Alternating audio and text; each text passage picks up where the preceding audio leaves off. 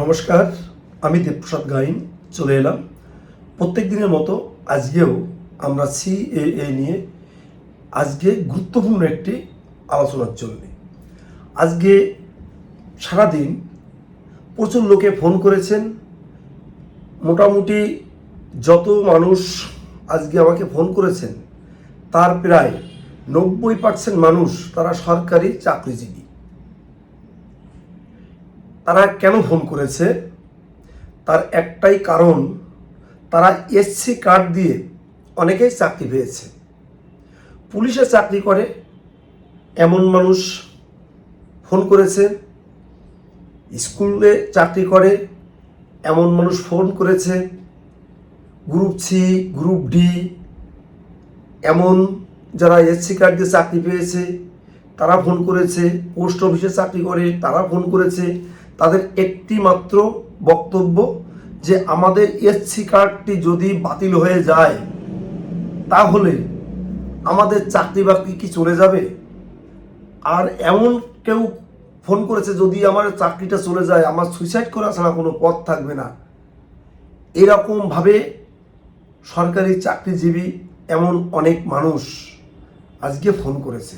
আগেও এরকম করেছিল, সেদিনও এরকম সরকারি একটা গেজেট প্রকাশ হয়েছিল যে এসসি এসটি এবং ওবিসি কার্ড পুনরায় যাচাই বাছাই হবে যারা 2011 সালের পরে করেছে। আজকে সারাদিন ধরে এই একটি মাত্র কথার উত্তর দিতে দিতে আমি ক্লান্ত। তারপরেও আমি আপনাদের সামনে স্পষ্ট করতে চাইছি যে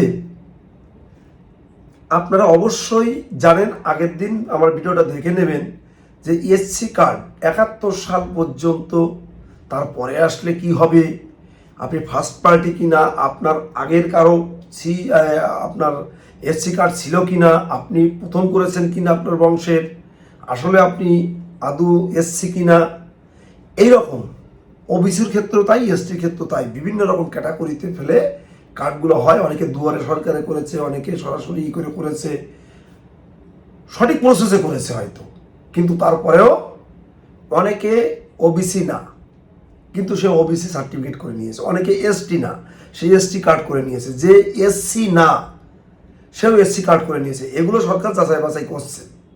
তো এই মতো অবস্থায় যে যা করছে করুক, এটা আমরা যারা উদ্বাস্তু পূর্ববঙ্গ অর্থাৎ পূর্ব বাংলা, আফগানিস্তান এবং পাকিস্তান থেকে হিন্দু বৌদ্ধ খ্রিস্টান শিখ জৈন ফার্সি এই 6 সম্প্রদায়ের মানুষ এসেছি। আমরা এখানে আসার পরে Aadhaar card, voter card, ration card, PAN card, আপনার ব্যাংকের বই, SC card, ST card, OBC যাই হোক এটা আর বললাম না, এই যে আমরা যত কাগজপত্র তৈরি করেছি সব কিছু একদম সোজা কথায়, যেটা গোদা বাংলা বলে, হয় কোনো দালালের কাছে টাকা পয়সা দিয়ে করেছি, তা না হলে কোনো নেতার হাতে পায়ে ধরে করেছি, বা এই যে দুয়ারে সরকার টরকার এরকম কোনো প্রসেসে করে নিয়েছি। এখন আমরা যারা উদ্বাস্তু মানুষ, আমাদের এই কাগজগুলো কি হলে বাঁচবে? কারণ এই যত কাগজ করেছি এই কাগজগুলো সব SC card, Aadhaar card, voter card, ration card, PAN card, যত কিছু করেছি সব জঞ্জালের মতো আমরা মাথার উপরে বোঝা বহনের মতো করে রেখে দিয়েছি। তার কারণ আমরা ভিন দেশ থেকে এখানে এসেছি। বিভিন্ন সময় ফরেনার অ্যাক্টেও আমাদের কিন্তু কেস ক্লেম হয়েছে, পুশব্যাক হয়েছে, অনেকে বাংলাদেশে চলে গেছে, এখনো অনেকেই জেলে আছে। তাহলে আমাদের এই সমস্ত ডকুমেন্টসগুলো বাঁচানোর জন্য কোন পথটি খোলা আছে? অনেকেই মাথা মোটা আছে আমাদের মধ্যে, তারা বলছে আমি 2026 সালে ভোট দিছিলাম, আমি তাহলে সিএ করবো কেন? আজকে ওই বেটাকে বলছি তুমি 2026 সালে ভোট দিছো, ভোটের তালিকায় নাম আছে, এসসি কার্ড নিয়ে যদি তোমার টানাটানি করে তাহলে তুমি বলবা না কেন আমি তো এখানকার নাগরিক, এই যে 2026 সালে ভোট দিছি আমার এসসি কার্ড বাতিল করা যাবে না, এটা বলে ঠেকাও। আর ঠেকানোর জন্য যে পথটি ছিল বা আছে সেটা আমরা বলেছিলাম, সেটা হচ্ছে সিএএ, অর্থাৎ সিটিজেনশিপ অ্যামেন্ডমেন্ট অ্যাক্ট। এই দেশের সরকার যেটা তাদের পার্লামেন্টে পাশ করেছে যে যারা পূর্ববঙ্গ, পাকিস্তান, আফগানিস্তান থেকে এসেছে, হিন্দু, বৌদ্ধ, খ্রিস্টান, শিখ, জৈন, ফার্সি, তাদেরকে আমরা সিএ এর মাধ্যমে নাগরিকত্ব দেব। নাগরিকত্ব দেওয়ার যে শর্তগুলো আছে আমার কাছে এতগুলো পৃষ্ঠা এর আইন কিন্তু আমার কাছে কি বলেছে সিএতে, এতগুলো আইনের পৃষ্ঠা আমি কিন্তু সব তুলে রেখেছি, সবই করা আছে আমার কাছে, এতগুলো পৃষ্ঠা আমার কাছে আছে। সবগুলো বলতে গেলে 1 ঘন্টার ব্যাপার। আপনাদের সময়ের আমি ধৈর্যচ্যুত হবেন, আমি সেটা করতে চাই না, অল্প সময় বলে দিচ্ছি। দেখুন, সিএর একটা ছোট্ট একটা রুলস আমি পড়ছি আপনাদের কাছে, সেটা আমি বাংলায়, যে ইংলিশে আছে আমি নিচে বাংলা অনুবাদ করেও রেখেছি, অর্থাৎ এআই মাধ্যমে ইংলিশটারে অনুবাদ করেছি। এখানে কি বলছে আপনারা শুনুন। যদি কোনো ব্যক্তি এই ধারায় অধীনে নাগরিকত্বের জন্য আবেদন করেন, তাহলে আবেদন করার তারিখে তিনি যে অধিকার ও সুযোগ সুবিধা ভোগ করতেন, আবেদন করার কারণে তার সেই অধিকার ও সুযোগ সুবিধা কেড়ে নেওয়া হবে না। তার মানে তার চাকরি বাকরি, ব্যবসা বাণিজ্য, লক্ষ্মী ভাণ্ডার, রেশনতলা, জমি জমা, আধার কার্ড, ভোটার কার্ড, তার যত সমস্ত কাগজপত্র আছে কোনো কিছু সরকার কবজা বা হস্তক্ষেপ করিবে না। আপনি অ্যাপ্লিকেশন করার আগে যে সমস্ত সুযোগ সুবিধা ভোগ করতেন, আবেদনের পরেও আপনি এই একই সুযোগ সুবিধা ভোগ করবেন। এখানে আমার বক্তব্য, যদি আমার আইনে বলা থাকে সিএএ যে আমরা যে সমস্ত কাগজপত্র করেছি, যে সমস্ত সুযোগ সুবিধা ভোগ করি, আমার school certificate, Aadhaar card, voter card, ration card, SC card, PAN card, ব্যাংকের বই, জমির দলিল, চাকরি বাকরি, যা কিছু আছে কোনোটাই সরকার হস্তক্ষেপ করতে পারবে না আমি যদি সিএতে আবেদন করি এবং নাগরিকত্ব পাই। নাগরিকত্ব পাওয়ার কথা পর্যন্ত যায়নি, বলেছে আবেদন করলে কোনোটাই কেড়ে নেওয়া যাবে না বা সরকার হস্তক্ষেপ করবে না। তাহলে এই এসসি কার্ডটার সুযোগ সুবিধা ভোগ করি আমরা। এই এসসি কার্ড দিয়ে আমাদের অনেক ভাই, অনেক মা, অনেক আমার বোন, এরা এসসি কার্ড দিয়ে চাকরি পেয়েছে। হ্যাঁ, অনেকে আপনার পুলিশে চাকরি করছে, অনেকে আরটিও আছে, অনেকে স্কুল, প্রাইমারি স্কুলে আছে, হাই স্কুলে আছে, পোস্ট অফিসে আছে, সরকারি ব্যাংকগুলোতে আছে, গ্রুপ ডি, গ্রুপ সি, বিভিন্ন জায়গায় এসসি কার্ড দিয়ে আমাদের ভাই বোনরা, দাদারা চাকরিতে আছে। আজকে যদি আমার এই এসসি কার্ডটি বাতিল হয়ে যায়, তাহলে সঙ্গত কারণে আমার চাকরিটি বাতিল হয়ে যাবে, এটাই ভেবে নিয়েছে আমার প্রাণের উদ্বাস্ত ঘরের ছেলেমেয়েরা। তারা অনেকেই বলছে দাদা সুইসাইড করা ছাড়া কোনো উপায় নেই। তাদেরকে বলবো, ভারত সরকার যে আইনের মাধ্যমে আমাদের নাগরিকত্ব দিচ্ছে, সেই আইনই একমাত্র পারে আমাদের এসসি কার্ডটিকে টিকিয়ে রাখতে। তাছাড়া আদার্স কোনো আইন, কেউ, কোনো দিদি, কোনো দাদা, কেউ আপনার এসসি কার্ড যদি আপনি টাকা দিয়ে করে থাকেন, যদি আপনি দুয়ারে সরকারের থেকে করে থাকেন, যদি আপনি 71-এর পরে এসে থাকেন, কেউ আপনার এই কার্ডটি বাঁচাতে পারবে না। কে পারবে? আমাদের এই মহান ভারতবর্ষের প্রধানমন্ত্রী এবং তার স্বরাষ্ট্রমন্ত্রী নরেন্দ্র মোদীজি, তারা যে আইনটি চালু করেছে, যে রুলসটি চালু করেছে, সেই রুলসটি হচ্ছে সিএএ। এই সিএ এর মাধ্যমে যারা নাগরিকত্ব পাবে তাদের কোনো কাগজপত্র, কোনো কিছু বাতিল হবে না, তাদের কোনো ডকুমেন্টসে হস্তক্ষেপ করবে না, দেশের সরকার বলেছে। যে কারণে আমরা জোর গলায় বলছি, আপনারা সিএতে আবেদন করুন। আমার গুরুকবি অসীম সরকার অনেকবার বলেছে যে আপনারা সিএতে আবেদন করুন, আপনাদের কোনো কাগজপত্র নষ্ট হবে না। আমাদের ধর্মগুরু শান্তনু ঠাকুর মহাশয়, সুব্রত ঠাকুর মহাশয়, তারাও বলেছে আপনারা সিএতে আবেদন করুন, আপনাদের কোনো ডকুমেন্টস, কোনো চাকরি বাকরি, কোনো কিছুতেই সরকার হস্তক্ষেপ করতে পারবে না। আপনারা আমাদের মানুষগুলোর কথা শুনলেন না। কার কথা শুনলেন? মাননীয় মমতা ব্যানার্জির কথা আপনারা শুনেছিলেন। আজকে যদি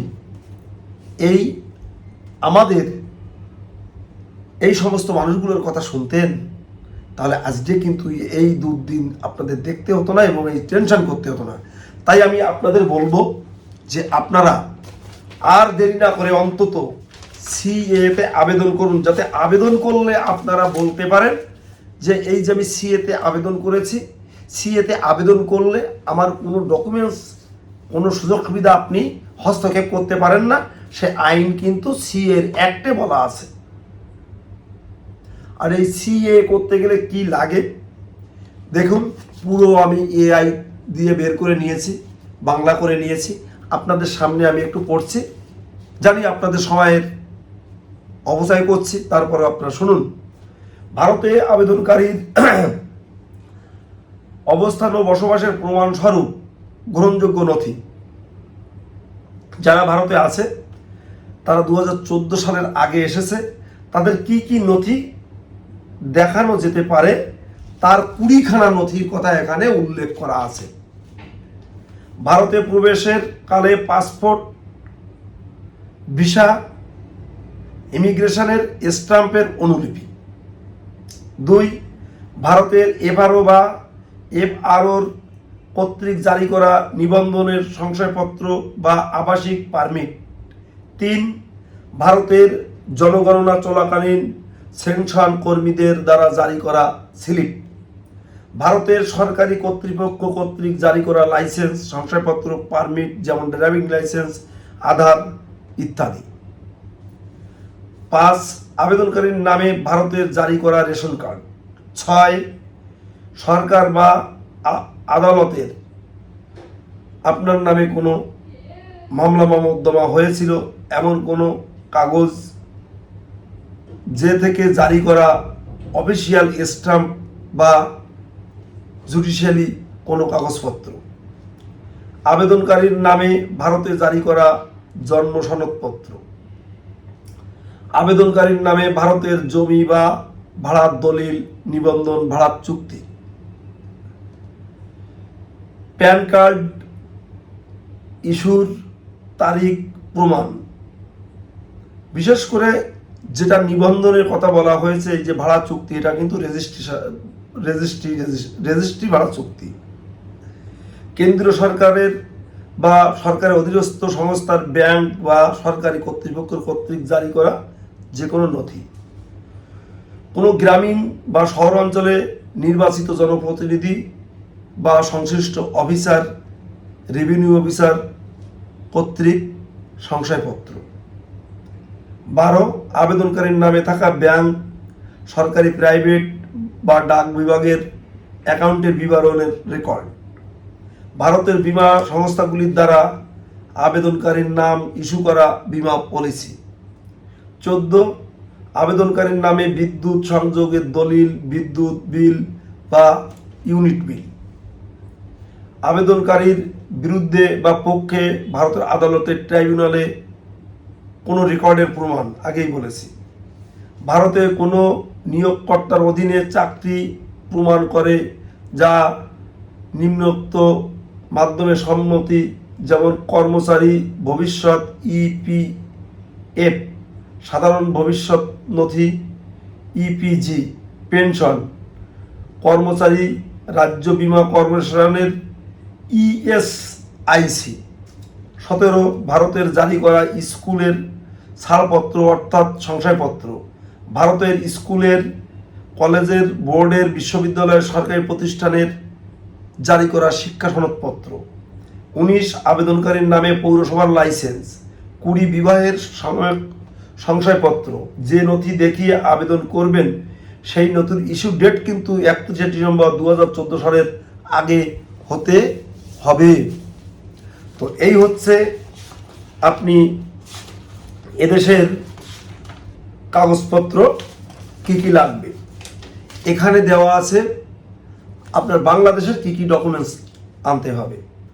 আপনার বাংলাদেশের ডকুমেন্টস আনতে হবে নিজের নামের জন্ম সনদপত্র অথবা স্কুলের সার্টিফিকেট, ভোটার কার্ড ইত্যাদি ইত্যাদি, অথবা বাবা, মা, ঠাকুরদাদা, পদদাদা এদের ভোটার কার্ড, এদের নাগরিকত্বর যে ভোটার কার্ড, এদের ব্যাংকের বই, জমির দলিল, পর্চা ইত্যাদি ইত্যাদি। তো আপনারা জানতে পারলেন যে দু দেশের কী কী ডকুমেন্টস লাগবে। তো আজকে আপনারা জানলেন যে আমাদের সিএ করতে গেলে কি কি লাগে, জানলেন। প্রত্যেক দিনও বলি। তো যাই হোক, ভিডিও বড় করছি না।